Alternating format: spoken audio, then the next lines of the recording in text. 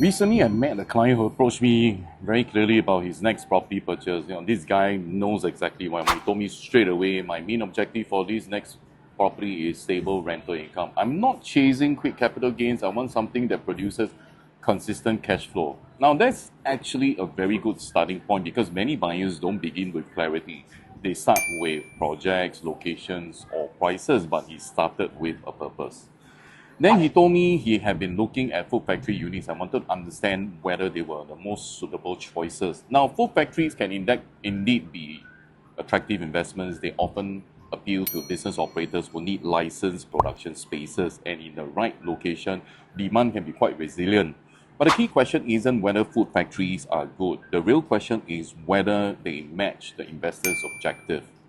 So instead of immediately discussing specific units, I asked him a few structural questions. First, what does stable rental mean to you? Because stable rental can mean very different meaning to different people. Does it mean long tenancy duration? Does it mean minimal vacancy risk? Does it mean predictable tenant profile? Because different industrial assets deliver stability in different ways. Then we discuss the nature of food businesses. Food operators often invest heavily in equipment, renovation, and licensing approvals. Once they settle into a unit, they tend to stay a lot longer because relocating is costly and operationally disruptive. Now, that can create tenancy stability, but on the other hand, food operations also face regulatory environment requirements, environment hygiene compliance, and market pressures as well.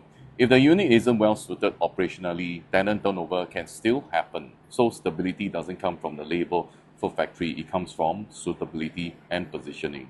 Now, of course, then we look at the different types of tenants he wanted. Was he hoping for established operators, SMEs, or startups? Established operators may offer longer leases but may also be more selective about specifications. Now, smaller operators may be more flexible but could have higher business risk.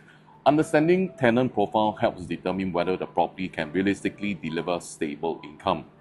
Then we examine building characteristics. Does the property have proper zoning approvals? Is logistics access efficient? Are loading areas practical?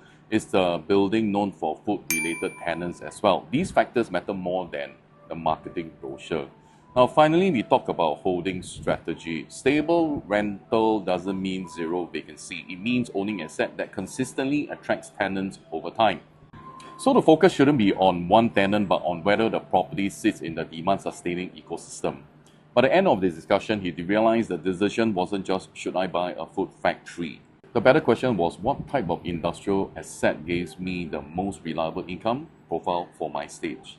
Now that shift changes almost everything that he has, because once the objective is clear, the property choice becomes very much easier. If you're going with stable return, the key isn't chasing whatever that looks popular, it's choosing an asset whose demand drivers remain strong regardless of market cycles.